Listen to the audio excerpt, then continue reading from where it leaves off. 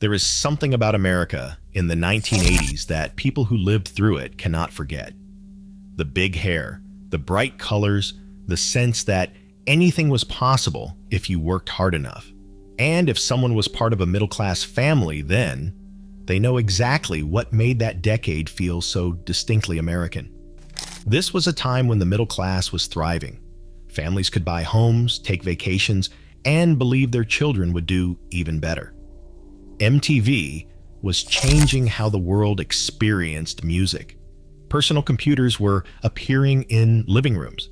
The Cold War was reaching its dramatic conclusion, and a spirit of optimism was sweeping across suburban America. This was the decade that gave us Reagan, Rubik's Cubes, video cassette recorders, and mall culture at its absolute peak. The middle-class American dream was alive and visible in every subdivision, every two-car garage, every backyard barbecue. But there was something else happening in this decade that would quietly reshape everything about how families lived. Something we will get to that changed the American home forever. Let's walk through what daily life actually felt like for middle-class Americans during that unforgettable decade. Some of this might bring back memories. Some of it reveals how much the country has changed in just 40 years. Let's step into that world. Middle-class homes in the 1980s had a very specific look. The earth tones of the 1970s were fading. Mauve, dusty rose, and teal were taking over. These pastel colors covered walls, furniture, and bathroom fixtures throughout the house. Brass accents were everywhere. Brass doorknobs, brass lamps, brass frames around mirrors. If it could be brass, it was brass. The living room featured overstuffed sofas, often in geometric patterns or florals. Glass coffee tables with brass frames held magazines and decorative items. The entertainment center was the centerpiece of the room, a massive piece of furniture made of particle board with fake wood veneer designed to hold the television, the VCR, and the growing collection of videotapes. The television itself was still large and boxy, a piece of furniture in its own right. But now families might have a 25-inch screen. Cable television was spreading, bringing dozens of channels into homes. The remote control was standard, though it was bulky and often lost between couch cushions. The VCR changed everything about how Americans consumed entertainment. Suddenly, families could rent movies and watch them at home. Video rental stores appeared in every neighborhood. Friday nights meant the family piling into the car and heading to Blockbuster or a local video store. Browsing the shelves, debating what to rent, hoping that new release was still available. Renting a movie was an event. Recording television shows was revolutionary. Missing your favorite program was no longer missing it forever. People collected tapes of movies recorded from cable, complete with commercials they would fast forward through. Those VHS tapes with handwritten labels became treasure troves of entertainment. The kitchen was the heart of the middle-class home. Microwaves became standard appliances, changing how families cooked. TV dinners and microwavable foods filled freezers. The convenience seemed futuristic. Families could heat a meal in minutes instead of waiting an hour. Cordless phones appeared in the mid-1980s, giving people freedom to walk around while talking. The reception was often poor, and the batteries died quickly, but it felt like science fiction. Some homes had multiple phone lines, one for the parents and one for the teenagers who would talk for hours. The middle-class suburban neighborhood was where the American dream played out. Subdivisions spread across the country. Developments with names like Oak Ridge Estates and Whispering Pines offered affordable homes for families climbing the economic ladder. The houses looked similar. Split levels, colonials, and ranches lined streets with young trees. Each home had a two-car garage.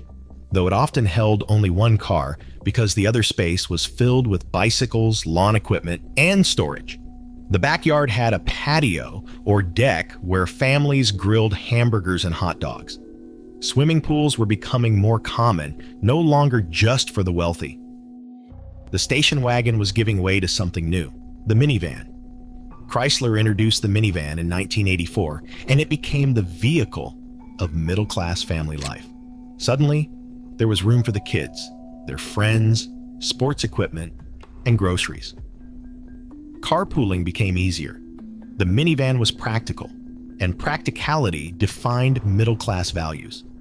Before we continue with the culture and changes that shaped middle-class life, if you are enjoying this look back at how Americans really lived and want to explore more decades and places, consider subscribing. There are so many more stories about how families built the lives we remember. Shopping in the 1980s meant going to the mall. The shopping mall was at its absolute peak. These enclosed temples of commerce offered everything under one roof. Department stores like Sears, JCPenney, and Macy's anchored each end. Specialty stores filled the corridors between them. The food court offered choices that seemed endless. The mall was more than shopping. It was a social space. Teenagers gathered there on weekends, wandering from store to store, seeing and being seen. Families spent entire Saturdays at the mall. The air conditioning in summer and the heat in winter made it comfortable year-round. Sam Goody and Musicland sold records, cassettes, and the new compact discs. Walden Books and B. Dalton offered bestsellers.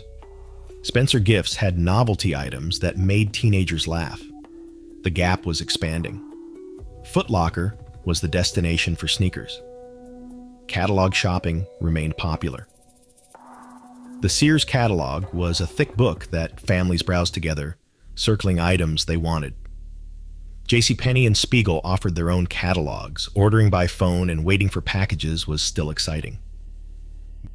Music defined middle-class culture in the 1980s. MTV launched in 1981 and changed everything. Suddenly, music was visual. Music videos became as important as the songs themselves. Families gathered around the television to watch. Michael Jackson's Thriller video was an event.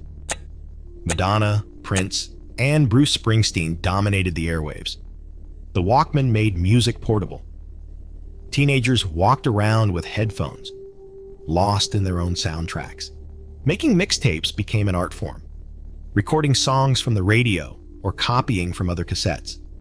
A mixtape was a personal statement, sometimes a romantic gesture. Compact discs appeared in the mid-1980s, promising perfect sound. They were expensive, but they represented the future. Record stores began dedicating more space to compact discs and less to vinyl. The music industry was changing. Television brought families together each week. Must-see TV was real. The Cosby Show depicted an upper-middle-class black family, and it became the most-watched show in America.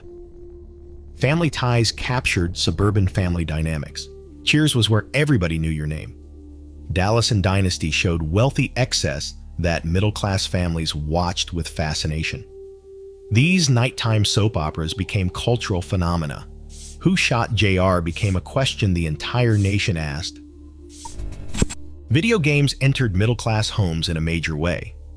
Atari was already popular, but the Nintendo Entertainment System, arriving in 1985, changed everything. Super Mario Bros. Became a shared experience for an entire generation. Kids begged parents for the system, and it became the must-have gift. Arcades remained social spaces. Pac-Man, Donkey Kong, and later Street Fighter drew crowds of teenagers. Quarters disappeared quickly, and high scores were matters of pride. Childhood in middle-class America had its own rhythm. Kids still played outside, riding bikes, organizing neighborhood games, staying out until the street lights came on. But there was more awareness of danger. Stranger danger was emphasized. Faces of missing children appeared on milk cartons and in advertisements. Saturday morning cartoons were essential viewing. G.I. Joe, Transformers, He-Man, and Care Bears filled the morning hours. These shows were essentially commercials for toys, and they worked. Kids wanted the action figures, the playsets, the merchandise. School meant Trapper Keepers, number 2 pencils, and homework done at the kitchen table. Calculator watches were coveted. Sticker collections were traded. Cabbage Patch Kids created shopping frenzies. The economy shaped middle-class life in complex ways. The early 1980s brought recession. Unemployment reached over 10%. Interest rates soared, making mortgages expensive. Families felt the squeeze. But by the mid-1980s, the economy was booming. The stock market rose, real estate values climbed, consumer confidence returned, the middle class expanded, and optimism was everywhere. The message was clear: work hard and you would succeed. Food culture was changing. Fast food was everywhere. McDonald's, Burger King, and Wendy's dotted every suburb. Drive-thrus made feeding the family convenient. Pizza delivery became common. At home, families ate together more often than today. Casseroles, meatloaf, and pot roast were weeknight standards. Sunday dinner was often a bigger production. Cookbooks from Betty Crocker and Better Homes and Gardens guided home cooks. The personal computer arrived in middle-class homes. The Apple II had appeared earlier, but BMPC and its clones made computing accessible. The Commodore 64 was popular for games and basic computing. Some families saw these machines as educational. Others used them for games. Word processors replaced typewriters for school papers. What defined middle-class America in the 1980s was possibility, the belief that hard work led to success, the conviction that each generation would do better than the last. This optimism showed in the homes people bought, the vacations they took, the futures they imagined for their children. The decade had its challenges: economic uncertainty early on, Cold War anxieties, the changing role of women as more mothers entered the workforce. But there was also stability, communities where neighbors knew each other, churches, schools, and civic organizations that connected people.